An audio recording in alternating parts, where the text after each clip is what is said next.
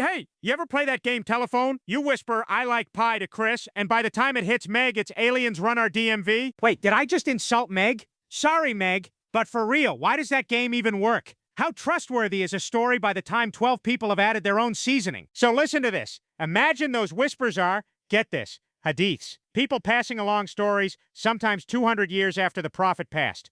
200 years. That's like me remembering what I had for breakfast back in 1996. Inaccurate and probably covered in hot sauce. Meanwhile, the Quran is like a crisp, untouched screenshot. You take it once, you save it, you don't Photoshop it with 5 phones and a jar of pickles. If something matters enough to be a rule from the top, wouldn't it be in the original file? How do we decide which whispers get the megaphone? Why do folks argue over a hadith saying no music or no drawing when the Quran doesn't even open its mouth about those things? If the main file is silent, why are we changing our whole playlist and art class because of someone's fuzzy memos? Shouldn't major life rules come from the clearest source, not the kitchen table stories that grew limbs and opinions on the way? And here's a spicy question. If a later story seems kinder or harsher or just plain weird, what do? Do we follow the whisper that sounds older because it's louder, or do we stick with the screenshot that's still legible? How do communities balance respect for tradition with the need for evidence? Can we honor both without letting rumors run the printer? So maybe before we ban the banjo or throw out all the paintings, ask where's this rule coming from and how certain are we? Isn't that worth a little honest curiosity instead of yelling into a game of telephone?